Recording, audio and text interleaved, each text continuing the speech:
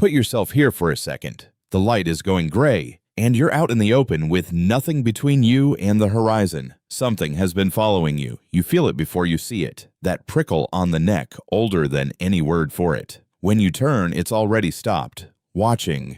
A great cat, low and patient, as heavy as 2 or 3 grown people and built almost entirely for killing. You have no claws, nothing you could call a weapon. Running only tells it you're worth chasing. It has done this 1,000 times. You have never faced it once. In that moment, you are simply food. And yet here you are, lifetimes later, safe, listening to this. How?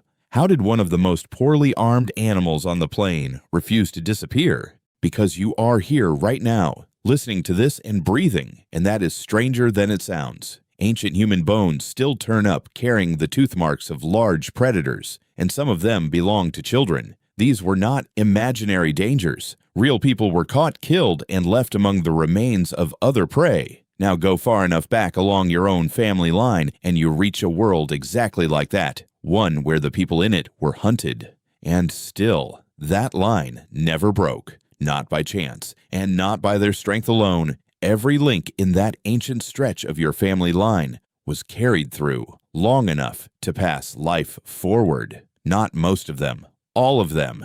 You are the far end of an unbroken chain that was never once allowed to snap. And how a soft, hunted animal was brought safely through such a dangerous world, night after night, is the story worth telling. A quick disclaimer, there are no journals from this era, so we rely on the fossil record and science to piece this story together. Let's be honest about what our ancestors were up against, because the words wild animals do not begin to cover it. These predators did not all live in one place or face the same people, but across different regions and different ages, humans kept meeting versions of the same problem. An apex hunter able to bring down animals far larger and stronger than themselves. There was the saber-toothed cat, as heavy as 2 or 3 grown men, with long canines that could open devastating wounds in the soft tissue of the neck. It was built less for a long chase than for a sudden ambush, waiting in the grass and near the water, then exploding out in a few strides. There was a giant short-faced bear, enormous and long-legged, and some of them ate a great deal of meat, though whether it mostly hunted, scavenged, or did both is still debated. Either way, no one would have wanted to meet one up close. There were cave hyenas, bigger and stronger than the ones alive today, with jaws that crushed bone to reach the marrow, social carnivores whose numbers made them dangerous, especially after dark, when human vision was at its weakest. Add cave lions that could outsize most lions alive today, and wolves that ran in packs. Everywhere people went, something there already knew how to kill them. And look at what our ancestors had to face all of that with. No claws, no fangs worth the name, no armor, no venom, no fur thick enough to stop a single tooth. They could not sprint away, since plenty of these hunters were faster over short ground. Their night vision was poor beside that of the predators hunting them in the dark, and their children remained helpless and dependent for unusually long periods, unable even to walk for the better part of a year. By every visible measure, they should have disappeared. But look at the world now. The saber-toothed cats are gone. The cave lions are gone. The short-faced bears are gone. And we are still here. So what changed? One of the great turning points was fire, and it worked less like a comfort than like a warning. A fire throws a ring of light and heat around it, and to the great predators that ring reads as danger. It was no invisible barrier. A hungry or bold animal might still come, but flame, smoke, noise, and waking people made a camp far riskier than a sleeping body alone in the open, for people whose vision became far less useful than a nocturnal predator's after sunset. That mattered enormously. Night stopped being a pure death sentence. You had light. You had a few hours the dark could not fully reach into, hours to mend tools, to plan the next day, to sit close and talk. Fire also changed food itself, making many foods safer to eat and easier to digest. Fire was no claw and no fang, but with it, a piece of the night was theirs at last. But a fire in one place only guards the people gathered around it. Step away, and you are exposed again. Another answer was not a tool at all. It was each other. Alone, a human being is one of the easiest meals on the landscape. Together, packed into a tight group, they became something a predator had to think hard about. Many pairs of eyes catch the movement in the grass that one pair misses. Many voices turn a silent, easy target into noise and chaos and risk. The one who wandered off alone, who slept apart, who fell behind, was usually the easiest target. Belonging was more than company or comfort. It was, often enough, the difference between living and being taken. And our ancestors understood that in their bones, there was also a weapon the predators could not easily answer. Our ancestors learned to reach beyond their own bodies. A cat kills up close. With teeth and claws, it has to bring right against you. But some of the spears our ancestors made were used up close as thrusting weapons, and others were balanced well enough to throw. Either way, wood and stone let a person's reach extend far past the length of an arm. And we know they were shaping careful wooden spears an astonishingly long time ago, built straight and balanced and deadly. Later came the thrown dart and the bow, reaching further still. Think about what that meant against a saber-tooth or a bear. It could be faster, stronger, and far heavier, and much of that stopped mattering if it was facing several armed humans before it could close the distance. Now the soft animal could hurt the killer from beyond its reach. That one idea began to tip the whole world over. And beneath all of it ran a quieter weapon, one that lived entirely in the mind. Our ancestors became extraordinary at reading the land. A broken twig, a scuff in the dirt, a print at the edge of the water, each one was a sentence. What passed here? How big it was? How long ago? Which way it went? They began reading their hunters the same way they read their prey. They learned that certain cats struck near water at dusk, that some killers kept away from fire, that some hunted alone and others swept through in groups. And here is the part that mattered most. They did not keep it to themselves. They remembered. They told one another. They taught the young. Other animals learned from each other too. But our ancestors turned those lessons into something that could grow. A map of danger handed down and added to across generations, until knowledge one person nearly died for was simply known by all. And this was the point where simply avoiding predators began turning into competing with them. The body our ancestors had been given was a poor sprinter. Almost anything out there could beat them over a short burst. But in hot, open country, endurance could sometimes overturn the advantage of speed. Some human hunters used what's called persistence hunting, tracking an animal again and again, forcing it to move before it had fully recovered, and leaning on the human ability to shed heat through sweating, while many prey animals had to slow or stop to cool themselves. It was not used everywhere, and it was never easy, but under the right conditions, the slower animal could outlast the faster one, until it had no more running left, and a patient hunter could walk up and finish what raw speed never could. The creature that seemed like easy prey could, at times, become the most stubborn hunter on the plain.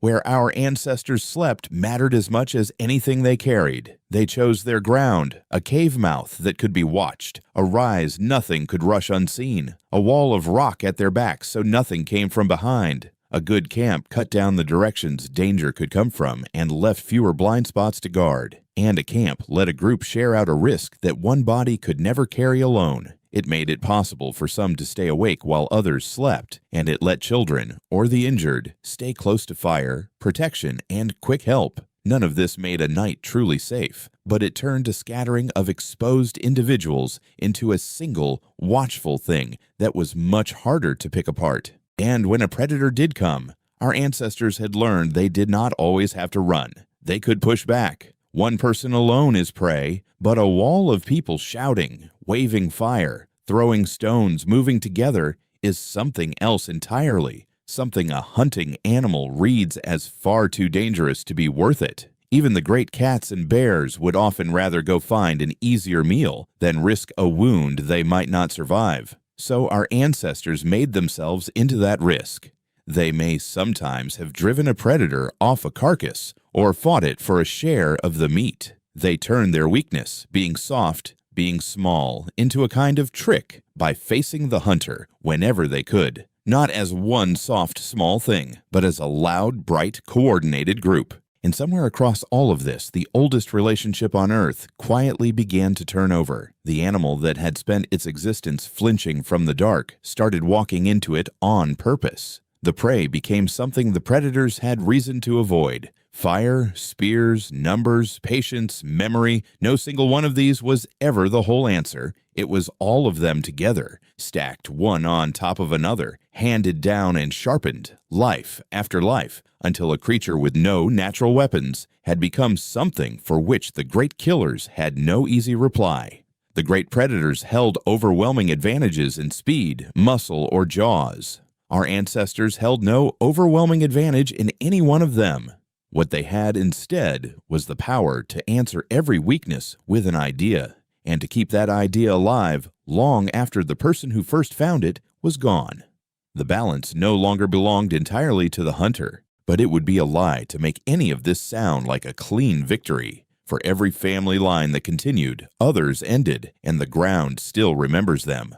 Whole lifetimes ended in a few seconds out in the grass. Some families must have lost the people they loved in an instant and been unable to bring them back. The margin our ancestors lived on was razor thin, and it was paid for in the ones who were lost. Many of the lessons in this story may have been learned because, again and again, an older answer was not enough. And sometimes that lesson came at the worst price there is. Now look at where that unbroken line has led. Many of the giant predators that once shared the world with our ancestors, the shapes waiting in the grass that threatened human lives, are gone. The saber-toothed, the cave lion, the giant bear, none of them are left. And the great hunters that do remain, the lions and leopards and bears still with us. Most of us meet only behind glass and fences, safe on the far side of a wall, pointing them out to our children as something wonderful rather than something coming for us. The terror that ran through every dark hour of that old world has quietly become a photograph, a documentary, an afternoon at the zoo. Most of us no longer lie awake listening for something outside that means to eat us. We forgot, almost completely, that we were ever prey at all. And that brings us to the strangest weapon of all, the one that, more than fire or spears, may have set our ancestors apart most clearly. They cared for each other. Deep in the record, there are remains of people who lived on for years after losing the teeth they needed to chew, or after injuries and impairments that would have made surviving alone almost impossible. The bones cannot show us every meal, every hand, every act of patience. But that survival strongly suggests that care was sometimes real, sustained, practical, and costly, kept up for someone who, by the harsh arithmetic of the wild, could no longer fend for themselves. Cooperation itself is not ours alone. Wolves and other social hunters look after their own, but sustaining that care for years could change what survival itself meant. A human who could no longer survive entirely alone was, at least sometimes, carried by the group through food, protection, patience, and time. This may be one of the deepest reasons human groups endured. Our ancestors did not only survive together, sometimes they refused to leave the weak behind, and that refusal is written into who we became. And here is what stays with me. The great predators around our ancestors carried their most obvious strengths out in the open, in teeth, in muscle, in claws, in speed.